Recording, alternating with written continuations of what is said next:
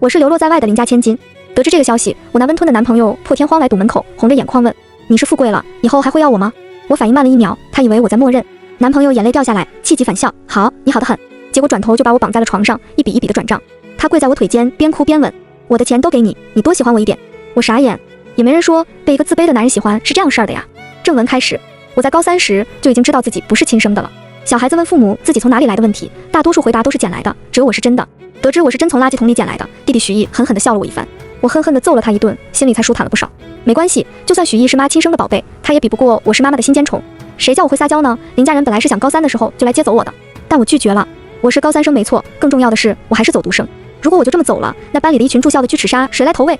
他们每天趴在护栏里巴巴地看着，2个月才能回一次家，还有黄金6小时，搁谁受得了？我是他们枯燥无味学习生活的唯一盼头了。书包常年是空着带回家，第2天背5斤早餐去学校，拿着1页写的密密麻麻的纸张念，楼下手抓饼、早餐摊、煎饼果子，还有旁边的奶茶店老板，他们看见我就笑。本来我不想干的，可他们一单给我5块钱，1天2趟，我能日收200。毕业时，班长郑重地递给我一封信，在同学们的起哄下，我红着脸接下。我以为是情书来着，结果一看，哦，是班上所有人联合一起写的感谢信。谢谢我这3年的风雨无阻，哪怕在冬天背着冒白气的书包被门卫追着撵也不曾放弃。可恶，感谢信用什么粉红信封？我恼羞成怒，耳朵气得通红。班长以为我在害羞，扭头跟我前桌手牵手一起安慰开导我说，这是班里人一片心意。谢谢，现在心更碎了。那晚我不记得是怎么回家的，只知道我妈开着蓝色拉风小电驴来接我，抱着她腰嚎啕大哭，把她后背都哭湿了一大片，然后顶着哭肿的2个核桃眼睡了个1天1夜。年少时的喜欢就这样默默的无疾而终。身体从高强度的紧绷以及精神上无形压力一下子松懈下来，我生了病，高烧。等身体彻底好全之后，我妈拿出2个红本本，一个给我，一个给许毅，是房产证。我瞪圆了双眼，不可置信地看向一身红裙、化妆精致的妈妈。妈，这房子你写的是我的名，不是许毅。我委婉地提醒她，我不是她亲生的孩子，没必要这样对我好。她淡淡地撩起眼皮看了我一眼，给我丢了个苹果让削。那咋了？短短4个字，瞬间让我泪崩，眼睛尿了，呜呜。我抽噎着，一把鼻涕一把眼泪给她削苹果。原来她一直都知道我的敏感小心思，只不过她一向喜欢用实际行动来表达爱。接着她又爆出一个猛料，把旁边的许毅给惊得瞪大双眼。其实许毅也不是亲生的，你俩都是捡的。她悠悠地看着许毅说，本来不想说的，但又怕你家人像你姐的一样突然找上门，一点心理准备都没有。我妈的表情认真，一旁笑着的许毅嘴角僵在了脸上，他的表情看起来像是要哭了，嗫嚅道，妈，我现在也没有一点心理准备。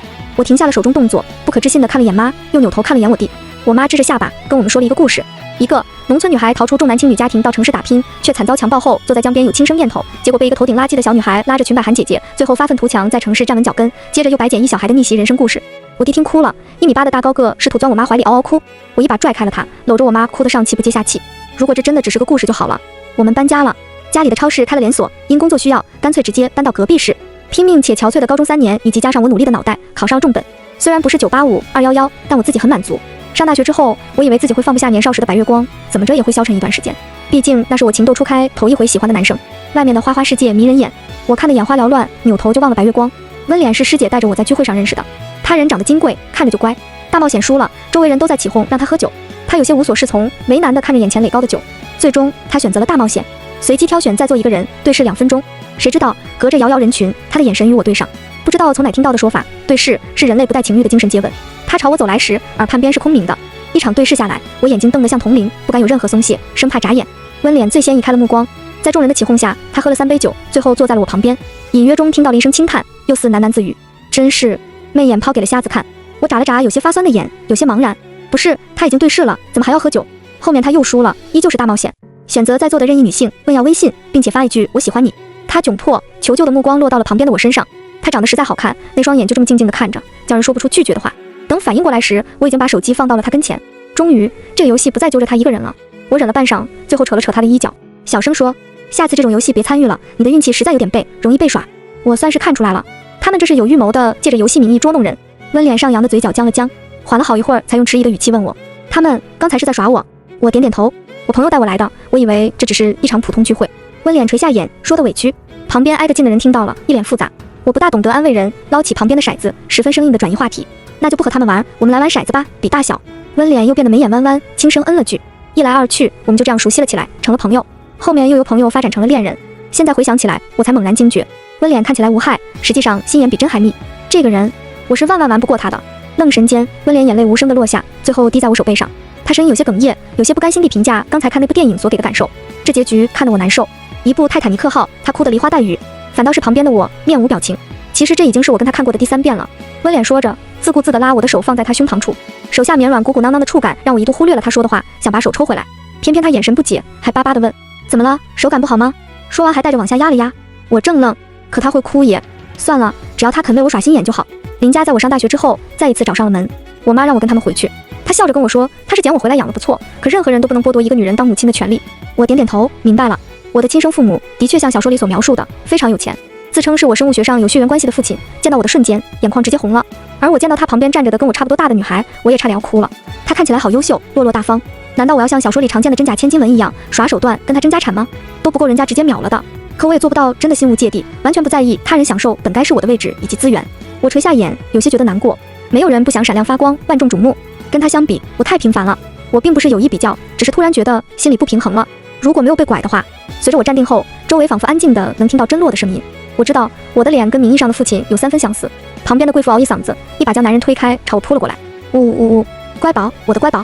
他顾不得形象，又哭又笑，眼泪却一直在流。我僵着身体，最后无措地抬起手，轻轻拍打他的后背。等平复下来，他眼圈通红，问：你怪过我们吗？我沉默一会儿，老实说道：不记得了。我的确是不记得了。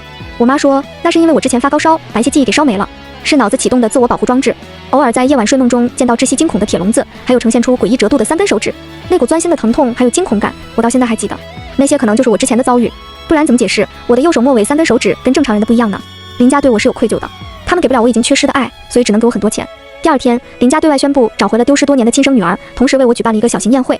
林念也，也就是我亲生爸妈领养的女儿，她举着酒杯，引导着我认识宴会上的人。一套流程走下来，我脸都要笑烂了。晚上打电话的时候，我欲哭无泪地跟妈说：我好累呀，妈，我回去继承你的超市，不想在这里待着了。一个宴会，我看清了很多东西，每个人都是戴着面具，跟自己利益相关的人虚与委蛇，我应付起来实在吃力。别人不经意的一句话，都是带着目的。要不是林念也在旁边跟着，我能把家里底裤都给抖了干净。结果一转头，发现林念也靠在旁边。哦豁，完蛋，他不会以为我在跟人蛐蛐说他很假吧？我跟林念也没有4风相对，相反，我们的关系还算可以。我问过他愿不愿我回来，分走了他的东西。他白了我一眼，无比淡定地说：我是领养回来的，一直都清楚自己的位置，安分地利用现有资源，努力爬到更高位置，然后再教你一些东西，为将来好继承公司做准备。只要不乱搞小动作，林家永远只会是我坚实的后盾。虽然她是林家养女，爸妈更心疼流落在外的亲生女儿。人之常情的是，他又怎么会不懂？他毕业名牌大学，拥有人脉钱财，林家托举了他走向常人可望不可及的高位。他林念也单拎哪一条出来，不是浊乎不群，没有争的必要，他也有自己的骄傲。爸妈当初领养我，可能是想要寄托对你走丢的感情，又或许是想培养一个高级牛马替他们管理公司。总之这些都不重要，你只需要记住一点，如果当初你没有走丢，就不会有我现在的什么事，所以我永远感激你。我听得嘴角抽了抽，好冷的笑话。林念也轻声笑了一下，摸上我的头揉了揉，只要我在，就能保证你以后的对手没有我。这是他身为商人做出的最大让步。我拍开他的手，警惕看着他下一步动作，不准摸，像是在摸狗一样，真冒昧。林念也，谁说摸头表示亲近来着？呜呜，他就不喜欢。确定回林家之后，我许安多了一个灵性。亲生母亲考虑到了我2个家来回跑的可能，怕累着了，征求同意之后，干脆把我妈还有许毅都给接了过来，一起住。这真就是多2双筷子的事。我是林家流落在外的真千金，这个消息传了出去，我那温吞的男朋友破天荒来堵门口，红着眼眶问：你是富贵了，以后还会要我吗？他身上那股阴郁要被抛弃小狗的劲儿给我干懵了。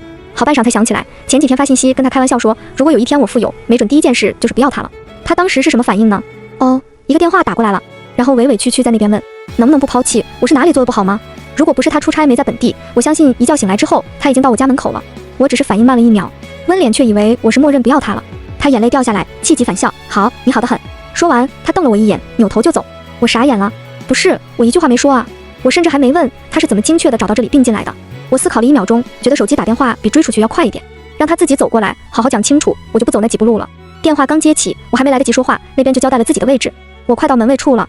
说完，手机最后一点电量耗尽，果断关机。我闭了闭眼，深呼吸。他爹的，3两步走了出去。我在门卫处角落见到了蹲在地上一大团的人。我眨眨眼，缓了缓晕眩感，喉咙才发出一个音节。华丽丽地2眼一翻，晕了。该死的低血糖，误我追俘虏。再次醒来时，我发现自己脚踝处多了条链子，而且手上还吊着葡萄糖。我缓了一会儿，才哑着声音叫人：温莲。其实我觉得有些不可思议，温莲再怎么粘人，也不至于像变态一样把我拴在床上。可我话音刚落，藏在黑暗里的人立马就应了：我在。默了默，我回答：渴了。他一言不发倒完水，然后摸着杯壁猜测温度，差不多了，递送到我嘴边。跟温脸交往这么久，我是知道他比较粘人以及没有安全感的，但没有想到，垂眸，我盯着脚上那条连接着床尾的粉色脚链发呆，好像发现了什么了不得的真面目。他喜欢这样事儿，还是一直都这么演？交代一下，这里是呢？为什么要绑我？我已经尽量用自己最平缓的语气问他了，偏偏这时候腿突然抽筋，把我一下疼得龇牙咧嘴。在温脸看来，我是咬牙切齿的质问。他把充好电的手机拿了过来，手指灵活地点了开锁，然后一声不吭的转账。我眼睁睁看着他10万的转过来，上面还备注了自愿赠与。支付宝到账的声音头一回这么源源不断。我伸手想要揉腿，结果他以为我要抢手机，立马压着我腿不让动，转账的速度更快了。我看得目瞪口呆，嘴角疯狂微微上扬，又拼命压着。碍于腿抽筋，我抽得生疼，一边深受良心谴责，一边想着好多钱，整个人都恍惚了。理智告诉我要制止，可内心深处道德底线蠢蠢欲动。要不他还是别这么快冷静，先给我继续转点吧。听听也很开心啊。果然他没辜负我的期望，1分钟后把我账号干得异常紧急冻结了。我实在是被他压得难受，挣扎着用另一只脚踢他腰腹，起开，我腿抽筋，又被你压麻了。他一时不察，被我蹬下床，地板跟肉体接触，摔出好大一声响。我听着有些心虚，不自觉地缩了缩脚。他一咕噜爬起来，抓上我的腿，在我有些惊恐的目光中，大手给我细细按揉舒缓。我把你带回来了我家，这是我房间。我晃了晃脚上的链子，问这怎么解释？他垂下眼，语气有些颤抖，防止你变富贵之后不要我了，先下手为强，绑在我床上。刚说完，他又开始哭了。我后知后觉，发现他现在的情绪有些不对劲，想着把腿从他手下挪开，好好谈一下。谁知这举动又刺激到他了，他跪在我腿间，边哭边凑上来吻。我的钱都给你，你多喜欢我一点，求你别不要我。声声呜咽，整个人都快要碎了。我轻叹一口气，捧起他的脸，在他迷茫湿润的眼神中，轻轻捂住他的眼，然后试探着吻了上去。要，真的别哭了，没了他，我去哪找这么一个恋爱脑还爱哭有腹肌的帅男人？他没回答，反而因为我主动，一边装傻哼哼唧唧，一边摁住想要后退的我乘胜追击。狗男人，一个简单的吻让他变得如此兴奋，他是没亲过嘴吗？实在是被亲得喘不过气了，我又是一脚踹开了他。冷静了，冷静，那就好好说话。我有些恼火，某人上半身衬衫的扣子已经全开了，被踹开了又跪爬回来，极为受虐的凑上来让我再踹一次。他说最近腹肌练得更漂亮了，让我才踩开也行。我默默收脚，生怕给他踹爽了。有病，非法囚禁跟完似的。温脸是真有病，心理上的。再三明确我不会因为自己富贵而抛弃他之后，他默默地转头拿出了目前所能证明他自己资产的合同以及银行卡，然后才拿出了他那张心理问题证明，跟我坦白一切。我有心理偏执，外加皮肤饥渴症，不过你放心，是轻度，我有在好好吃药。隐瞒病史是我不对，我怕你觉得我恶心，不再跟我交往了。我喜欢你，很想和你在一起，我又怕自己并发伤害你，想坦白的，可是被刺激到，就先并发了。他心虚，小心翼翼地去眼看我，然后闹别扭，追到你家，趁你低血糖就顺便把你给绑了。说到这里，他眼睛亮了一下。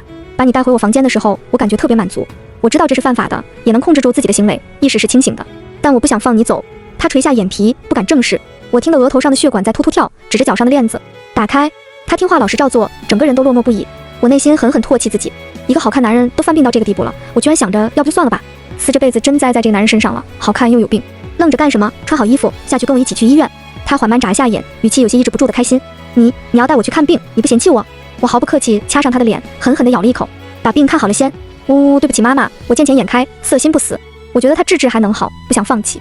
没想到刚下楼，下面的大门被人打开，一个妇女拎着手提包，顺手抄起旁边的灭火器，怒气冲冲走进来。温脸，你个混账东西，你是不是把人家小姑娘困你房间里了？我告诉你，你敢做出违法犯罪的事，别怪我大义灭亲，亲手送你进去。话音刚落，他与楼上的我们对上眼，一时间周围寂静。我看了看温脸，又扭头看神情复杂的女人，最后迟疑开口：阿姨好。这时，全副武装的警察小哥从房间破窗而入冲出来，不准动。我从未想过生活如此抽象。最后唯一受伤的就属温脸房间的玻璃，被武装的警察给踹得稀碎。我们3人喜提警局1日游。温脸因为他的不当行为被口头教育，并且检讨3000字。我跟他妈妈在外面排坐，2个人都十分局促。最后他妈拉着我的手，塞了一张卡，小声说道：“我儿子是有点病没错，但他现在吃药能控制了，你别嫌弃他。阿姨这次回来的有点着急，没准备什么东西，这点钱你拿着，算是你跟我儿子谈恋爱的公费。”天知道他心血来潮看家里监控，谁知见到好大抱着一个晕倒的女孩回来时，心里有多惊恐。他以为病情已经控制的差不多了，还交了女朋友，一切都往着好方向发展，结果是变得严重了。吓得他立马暂停度假回国，下了机场，在赶回去的路上犹豫再三，最终选择了报警。我义正辞严拒绝了温脸他妈给的卡。他看我的眼神感激中多了欣赏。我心虚一笑，之所以拒绝，是因为温脸已经转过账，再拿钱就说不过去了。我原本想要借机问一下温脸的病，谁知他妈哭了，还一直夸我是个好女孩。先前知道你跟我儿子谈恋爱，我一直给你发信息让再三思考，我儿子是真有病。没想到你是真爱他，难怪温脸那么爱哭，原来是遗传。我给他递纸巾，然后默默打开了手机，找到短信拦截。果然半年前拦截的海外短信还在。之前收到这短信的时候，以为是变态，直接拉黑了。谁知道是温脸他妈妈特意发来的提醒。我一直都知道温脸很富有，他平时看着跟常人无异，实际上他格外粘人，甚至执着的有些过分。跟他谈恋爱，我都不知道自己的哪个闪光点吸引到他，以至于他这么非我不可。就是没想到他居然是有名温家的儿子，他的身价都快比得过整个林家了。虽然有点小病，但问题不大。温家当晚就拿着项目去找林家合作，林爸一头雾水，确认没错之后直接拍板成交。后面才知道这是我跟温脸谈恋爱，无意间给自家拉的单子。眨眼间1年时间过去，或许是在商业管理上有点天赋，我对于该如何管理公司基本是一点就通。林念也教会我的第一件事，就是学会用林家的名头狐假虎威。我运用的很熟练，现在已经能镇定自若地应对不看好我的人的刁难了。其次是扮猪吃虎，无害的外表以及之前的经历很有迷惑性，所有人都觉得我是好捏的软柿子，面对我时总带有种高高在上的审视意味。对于他们明晃晃暴露出来的弱点，我当然是只能以不符合人设的雷霆手段拿下生意。自己现在羽翼渐丰，我开始借用林家的事调查当年我妈那件事。我知道她一直都没有忘记那段恶心的记忆。当初条件限制让坏人逍遥法外，犯罪人还没有得到该有的惩罚。没关系，一点点慢慢查，把送她进监狱当做送我妈的生日礼物，她会喜欢的。我在商业圈成功站稳了脚跟，同时也失去了继承我妈超市的资格。快乐就这么啪一下没了。我跟温脸的感情愈发稳定，现在同居，事业上春风得意，感情就会有点小挫折。温脸半天没理我了，就因为昨晚上他穿着深 V 睡衣出来，我躺床上看都不看一眼，直接睡了。第二天，他委婉地跟我两个妈说我只在意工作，不在乎他，能不能把工作减少一点量，让我多陪陪他。天杀的，他在冤枉我。我每天两眼一睁就是上班，林念也现在把工作的大部分都推到了我身上，晚上回来还牺牲宝贵的休息时间满足他的充电需求，已经很累了。一个晚上能有多长时间？整整5次。明天还要上班，我实在顶不住睡了过去。他倒好，埋怨我没看他穿深 V， 我给气笑了。我的两个妈妈一脸尴尬。我知道这件事后，立马从公司回来，居家办公。真的，我感觉现在自己比古代皇帝还要忙，还要时刻警惕男人明骚。我曾经有过暗恋这事，还是没瞒住。去谈竞标的时候，跟我对接的是曾经高中在我前桌的女孩，就是和班长牵手安慰我的那个，她是此项目负责人。见到我，徐雅有一瞬间的愣神。好笑的是，另一家公司派来的也是老熟人，曾经我暗恋过的班长。我第一时间就察觉到了空气中微妙的明争暗斗。我面色不显半分，公事公办，实际上脚趾都在用力抠地了，要命，有点尴尬。幸好我比他们混得好，好吗？又暗戳爽了。后面综合考虑，选定了公司。班长离开时脸色铁青。饭局上大家喝的有点多，到点差不多微醺状态，各自满意离开。分别时他叫住我，眼里装了很多东西，没了之前读书时的呆滞无力，多了工作后的淡淡死感。然后用释怀的语气跟我讲了他跟班长在一起之后又分手的事。他说班长是个渣男，上大学后私底下跟别人聊骚，对外营造单身人设。可笑的是快结婚了，人家大着肚子找上门来他才知道。然后爆发了争吵，质问中他脱口而出，早知道当初就该选暗恋我的许安当女朋友，没准现在还能当个上门女婿。我惊呆了，白月光滤镜碎的稀里哗啦直掉。徐雅苦笑了一声，提醒道，我知道那时你暗恋他，但我也不想放手。之所以提醒你，是单纯见不得这个男人比我过得好，免得到时候他真攀上了你。毕竟你现在是真富有了。哎，这话我喜欢听。回想了下刚才听到男人有些油腻的发言，内心瞬间下头。再好的白月光，只要他没死，在我最爱的那一年，生活会磨平一切。我宁可搂着会哭的帅男人睡觉，也不想跟下头男将就。于是我矜持地朝他点点头，我知道了。目送他上车之后，旁边传来一道清冽男声略微疑惑的发问，你有过暗恋，还是高中时期的班长？我不是你喜欢的第一个人。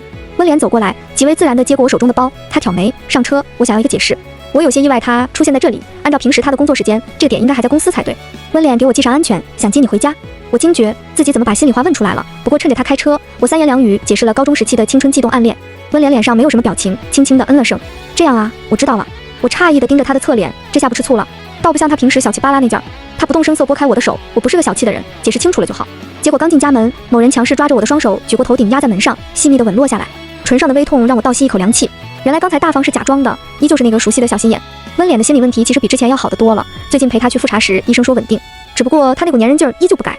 谁能想到在外冷峻严肃的温脸，私底下不仅爱哭，绿茶手段还十分了得。我不是第一次被他勾引，可每次都被哄得迷迷糊糊上了当。地点转移到了房间，在他愈加放肆的动作中，旁边的手机亮起屏幕，10几条连续发过来的信息，很难不注意。我颤颤巍巍伸出手，温脸轻而易举与我十指相扣，并将其拽了回来。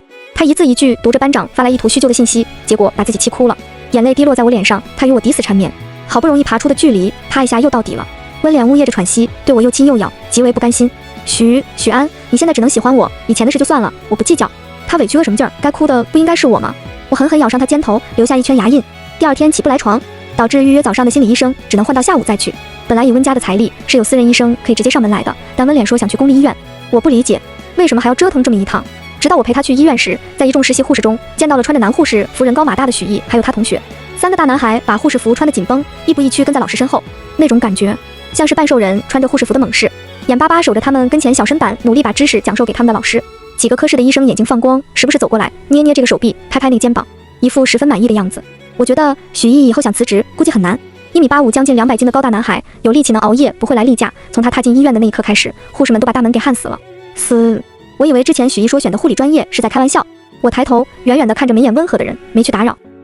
等他正式工作就笑不出来了。众所周知，医院缺的是大体格子长得凶悍的人，最好上能唬住医闹，下能背尸体运到太平间。他就是那个天选之子。回去时我漫不经心地问温脸，你怎么知道许毅在这里实习？自从许毅知道自己不是亲生的之后，颇受打击，都很少贱兮兮地来找我聊天了。我有点不大适应。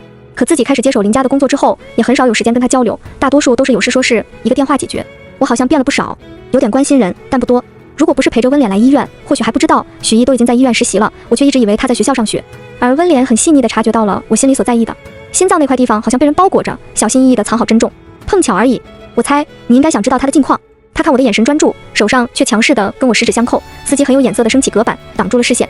我不自觉地捂上他的眼睛，心道太有欺骗性了，这双眼睛。温脸，他轻轻的应声，那双眼眨呀眨，睫毛在掌心颤动，拨得我的心都乱了。之前第一次见面，是不是你组的局？温脸沉默好半晌，才闷声承认。是。你到底看上我什么？我问。我是迟钝，但不是没有脑子。学姐有人脉，但接触到这个层次的人，并不在她能力之内。那时我也只是个重本的普通学生，并没有什么十分出彩吸引人的地方。我实在是好奇，温脸绕了一大圈，没有图谋，就单纯为了跟我谈恋爱？对很有范张力的你一见钟情。他概括。第一次注意到你是在食堂，当时跟朋友来这边玩，顺路看他导师，来吃饭的时候见到了你。你腮帮子都塞得鼓鼓的，还在努力刨饭的样子很可爱与剽悍并存，一下子激起了想追你的念头。真相居然这么朴实无华。我伸手捏住了他的嘴，有些羞恼。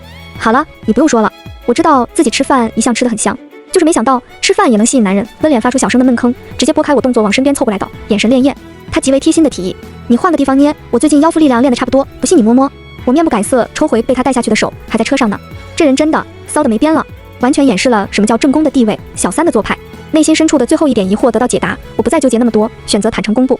我说起自己被拐的事，随即问过他介不介意有过这样一段不堪经历的我。如果他介意的话，那这段恋情可以随时结束，避免更多情感投入，免得到时候不能全身而退，丢身又丢心。而温脸抚摸上我与常人不同的三指，小心翼翼说，你疼不疼啊？眼眶忽然混润，我有种想哭的冲动。应该是疼的，不过现在不记得了。我有一下没一下捏着完他的手指，不动声色地把捂热了的戒指套到他指上，大小刚刚合适，不枉我半夜还巧摸起来量尺寸，值了。温脸察觉到手上的动作，低头就看到了指上戴着的戒指。我笨拙地从袖口里变出一只紫罗兰，递到他跟前。他愣了一会儿，好半晌才反应过来，喜欢吗？我问。他缓慢地眨了眨眼，讷讷道，喜欢。温脸脸上看不出什么表情。温脸，我们结婚吧。我语气还算平和淡定，可胸腔里的心脏因为紧张跳得比往常还要欢快，扑通扑通。我不自觉地抓紧了攥在手中的衣服布料，没有正式浪漫的布置，只是我的临时起意，就想要跟他表白，想着就做了。忽然感觉有点羞耻，是怎么回事？我这聪明的脑子到底是怎么想出套戒指变魔术来求婚这尴尬又老土的方法？好丢脸！我不自觉地把脸给别到一边，试图挽尊。之前他明里暗里都在试探我口风，暗戳戳地表示自己想要结婚，都被我不动声色地给挡了回去。他说了2次，后面也就不再说了。周围长辈谈论到结婚话题，他就像个小寡妇似的，用幽怨的眼神看我。温脸抿唇，定定看我，眼眶却悄无声息地红了。他轻身颤抖着用力拥紧我，豆大的眼泪落入我颈间，烫得好像能灼人。你这算是求婚吗？他问，语气有些不敢置信。我伸手拍拍他背，认真。你答应吧，快点答应，不然我要跳车逃离现场了。第一次求婚，好羞耻啊！他呜咽着，埋在我脖颈处，哭得稀里哗啦。常见中的男女恋人位置在我们身上好像颠倒过来了，但我们双方都彼此适应良好。男人躬身，像只委屈的大虾凑过来，还小声地哭着，模样十分可怜，想要我抱抱他。我抬起手努力安慰。车子停稳了，而温脸还没缓过来，哭的睫毛湿成一缕缕，鼻头微红，看得我那叫一个心神荡漾。男人的眼泪，我没有半点抵抗力。温脸眼神迷茫，还没反应过来，而我兴奋得像个流氓，当即就上去撅嘴亲了他。嘿嘿嘿，男人再怎么嘴硬，唇都是软的。1周后，我们火速领结婚证，双方父母都很高兴，我也是。以后我就是有男人暖被窝的人了。然而高兴不过3天，晚上我抱着另一床被子，木着脸铺床，温脸凑上来，我面不改色推开了他，选择自己盖一张被子睡。才结婚不满1周，你就厌倦我了？温脸坐在床上，不可置信地问我。我吸了吸鼻子，十分无奈，没有厌倦。他反问，那我为什么不能跟你盖一张被子搂着你睡？我抬眸淡淡地扫了他一眼，可你晚上抢被子，还喜欢把我搂在怀里睡，而且你身上很热，非常热，像个大火炉一样，我不要挨着你睡。说完，我转了个身杯对着他，不想跟他挨一块睡觉，半夜热得我老想踹他下床，所以最好的解决办法是2人各盖各的被子。温脸沉默，很有骨气的委屈转身自己睡。半晌，他隔着被子挪蹭过来抱我腰，老实了，呜呜，他就要抱着香香软软的老婆睡觉。全文完，番外。我妈生日当天，当年逃逸的强奸犯落网了。当晚他开了香槟庆祝，喝了很多酒。好人有好报，当初一时心软捡的小女孩，成了给他撑腰的大人。